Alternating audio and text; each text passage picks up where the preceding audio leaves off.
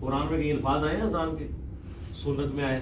تو اس کا مطلب ہے کہ قرآن تو سنت کو پہلے ہی مانی ہوئی ہے. اسی لیے غامدی صاحب نے جملہ صحیح بولا تھا کہ سنت قرآن پر مقدم ہے.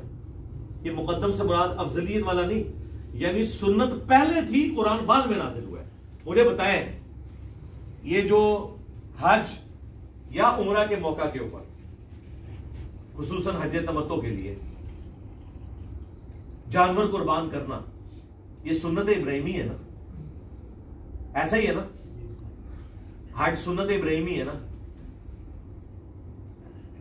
تو یہ جو حج کی جو سنت ابراہیمی ہے، یہ قرآن کے نازل ہونے کے بعد سے ہے یا قرآن کے نازل ہونے سے پہلے سے ہے؟ پہلے سے. قرآن میں موجود ہے، ملت ابیکم ابراہیم هو سماکم المسلمین من قبل وفی ھذا. پیروی کرو اپنے باپ ابراہیم کی ملت کی، جس نے قرآن کے نزول سے پہلے تمہارا نام مسلم رکھا تھا، اور اس کتاب میں بھی اللہ نے تمہارا نام مسلم رکھا. یہ قرآن میں بھی آ گیا کہ ابراہیم جو ہے، ہو سکتا ہے کل کو کہے کہ جی دسو ایک دے لکھے ہے کہ ابراہیم قرآن سے پہلے گیا ہے. یہ بھی قرآن لکھا.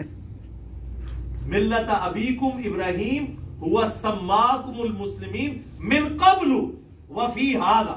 اس سے پہلے ابراہیم نے تمہارا نام مسلم رکھا، اور اس کتاب میں بھی اللہ نے نام مسلم رکھا.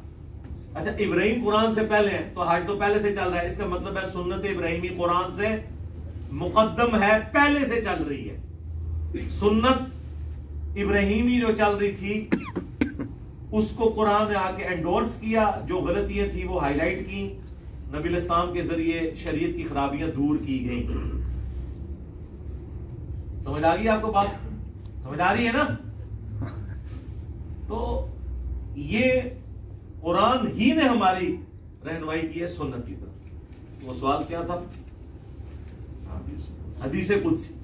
تو لہذا اب یہ تو سوال بہت چھوٹا رہے گا نا. تو جتنی سنتیں ہیں، نماز کا طریقہ، حج کا پورا طریقہ، نماز میں پڑھے جانے والے اذکار، یہ سب کی سب چیزیں سنت سے ٹرانسفر ہوئی ہیں. اسی میں اگر ایک حدیث قدسی بھی ٹرانسفر ہوگی تو کوئی فرق پڑتا ہی نہیں. قرآن میں ہے کہ ہم نے تمہیں مکے میں حکم دیا تھا کفو ایدیکم، سورہ النساء، کہ اپنے ہاتھوں کو بندھا رکھنا ہے. جہاد کی اجازت مدینے میں ملے گی، لیکن پورے قرآن میں کہیں آیت موجود نہیں کفو ایدیکم. اگر یہ لکھا ہوا ہے قرآن میں کہ ہم نے مکے میں حکم دیا تھا کہ تم نے ہاتھوں کو بندھا رکھنا ہے، تو کسی مکی صورت میں یہ آیت ہونی چاہیے تھی؟ نہیں ہے، سنت کے ذریعے حکم دیا گیا تھا. تو اسی طریقے سے نبی علیہ السلام نے بھی کچھ اللہ تعالیٰ کے فرامین جو وحی غیر مطلوب کے ذریعے، یعنی سنت کے ذریعے حضور تک باتیں پہنچی. جیسا نماز کا طریقہ حضرت جبرائیل نے آ کے حضور کو سکھایا، اور نبی علیہ السلام نے امت کو سکھایا، حضرت جبرائیل کو اللہ نے سکھایا. تو اب آپ کہیں گے نماز کا طریقہ اگر اللہ نے سکھایا تھا تو قرآن میں کیوں نہیں ہے؟ سمجھ آئی بات کی؟ اگر نماز کا طریقہ اللہ نے سکھایا تھا تو قرآن میں کیوں نہیں ہے؟ اس لیے کہ سنت میں آ گیا. تو حدیث قدسی اگر اللہ کا فرمان تھی تو قرآن میں کیوں نہیں ہے؟ اس لیے کہ سنت میں آ گئی. جس طرح مسلم شریف میں حدیث قدسی ہے مشہور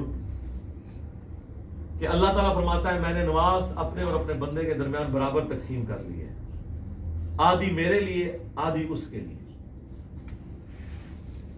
جب میرا بندہ کہتا ہے الحمدللہ رب العالمین، میں کہتا ہوں میرے بندے نے میری حمد کی. جب وہ کہتا ہے الرحمن الرحیم، تو میں کہتا ہوں میرے بندے نے میری ثنا بیان کی. جب وہ کہتا ہے مالک یوم الدین، تو میں کہتا ہوں میرے بندے نے میری بزرگی کا اعتراف کر لیا کہ قیامت کے دن کا مالک میں ہوں. اور جب وہ کہتا ہے ایاک نعبد و ایاک نستعین، تو یہ میرے اور میرے بندے کے درمیان کامن بانڈ ہے.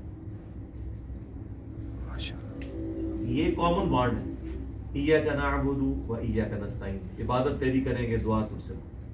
اور جب وہ کہتا ہے اہدنا الصراط المستقیم صراط الذین انعمت علیہم غیر المغضوب علیہم ولا الضالین آمین، تو میرے بندے نے جو مجھ سے مانگا میں نے اسے عطا کر دیا. سبحان اللہ. تو یہ حدیث قدسی ہے کہ میں نے نماز اپنے اور اپنے آدھی تقسیم، یعنی آدھی اس طرح ہے کہ 3 آیتیں اس طرف ہیں، 3 آیتیں اس طرف ہیں. پہلی 3 آیات جو ہیں الحمدللہ رب العالمین الرحمن الرحیم مالک یوم الدین، یہ اللہ کی تعریف ہے. اور آخری 3 آیات اللہ سے دعا ہے جو بندے کے لیے ہے کہ بندہ اللہ سے مانگتا ہے.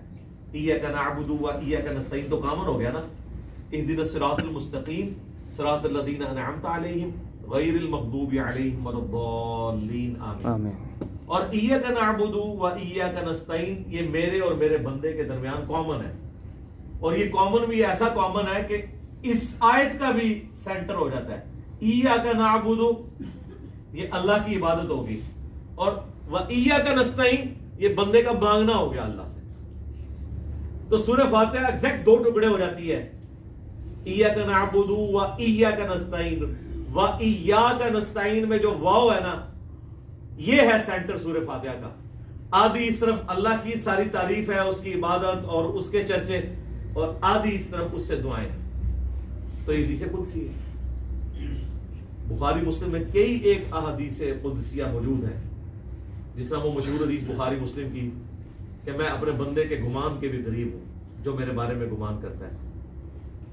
اگر میرے طرف وہ ایک بالشت آتا ہے میں ایک ہاتھ آتا ہوں، اگر وہ ایک ہاتھ آتا ہے میں 10 ہاتھ آتا ہوں، اگر وہ چل کے آتا ہے میں دوڑ کے آتا ہوں. تو یہ میں کے ساتھ جتنے الفاظ ہیں نا یہ سارے کے سارے حدیث قدسی ہیں.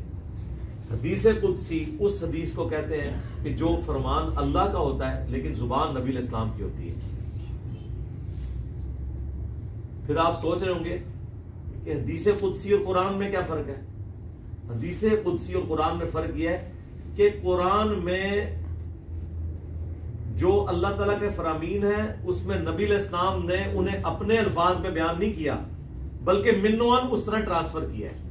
جبکہ حدیث قدسی میں نبی علیہ السلام نے اللہ تعالیٰ کے جو فرامین ہیں انہیں اپنی زبان میں عام فہم کر کے، جس طرح اللہ کے سے کوئی میٹنگ ہے اور اس کے احوال انہوں نے سنائے ہیں، لفظ ب لفظ نہیں ہے. اسی لیے آپ کو الفاظ میں فرق بھی نظر آئے گا.